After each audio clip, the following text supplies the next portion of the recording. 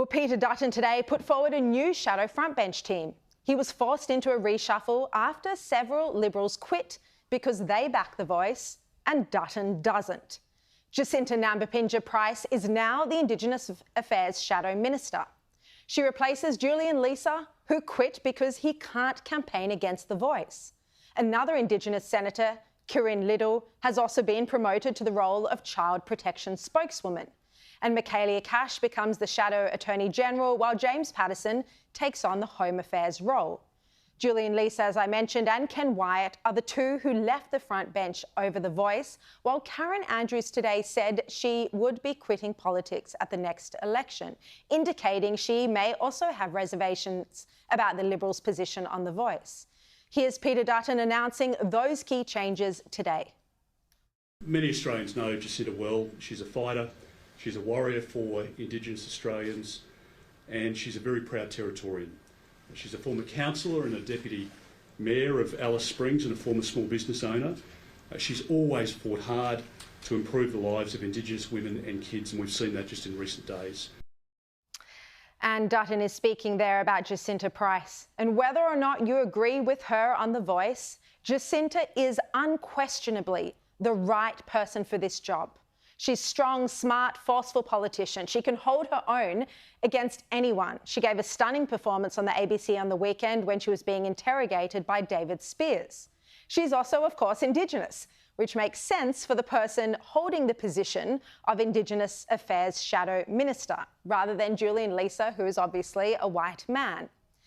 There's been a really worrying trend in Australia where the left has just tried to silence Jacinta Price because they don't agree with her on the Voice. Remember, Jacinta Price claimed Peter Fitzsimons was rude and aggressive towards her when he interviewed her. And she now won't go on air with ABC host Patricia Karvelas because Patricia Karvelas didn't interrupt or object when Noel Pearson attacked Price on her radio program. I can't blame Jacinta Price for feeling that way, because on the evidence available to me, listening to her interviews and interviews conducted of other people, especially supporters of the Voice, that the tone couldn't be any more different. It seems that if you're sceptical about the Voice, about its constitutional risks and implications, about whether or not it's going to have a tangible effect on the ground to improve the lives of Indigenous Australians, that you get one sort of treatment on the ABC, and you get a very different sort of treatment, a very friendly treatment if you're a Voice advocate.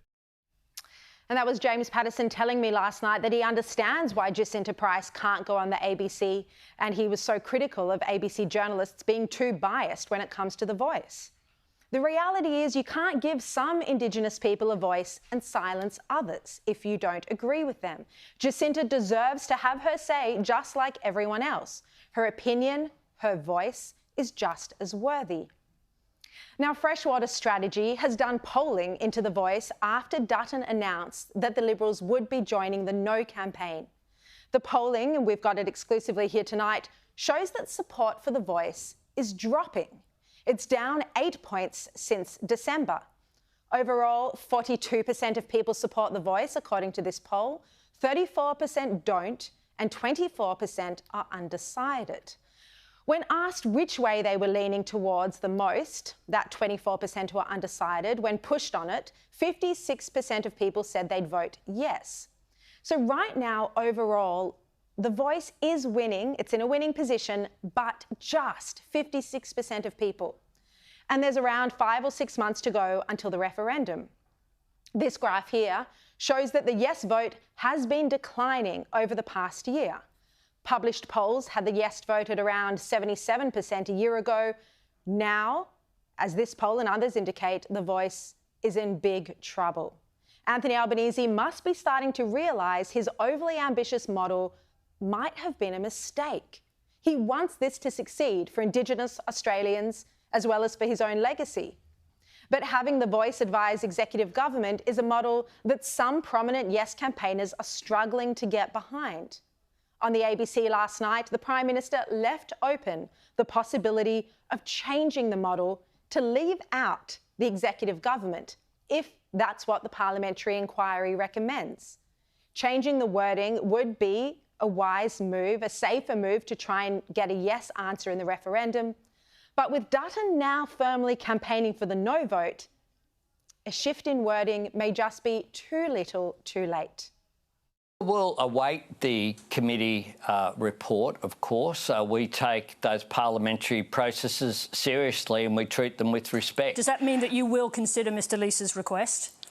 Well, it means that we'll await what the parliamentary process comes up with. They're hearing evidence, including from former High Court judges, senior lawyers like Brett Walker, senior legal academics like Anne Toomey, who've all said that the proposition that is in the legislation that's been introduced into the parliament is legally sound.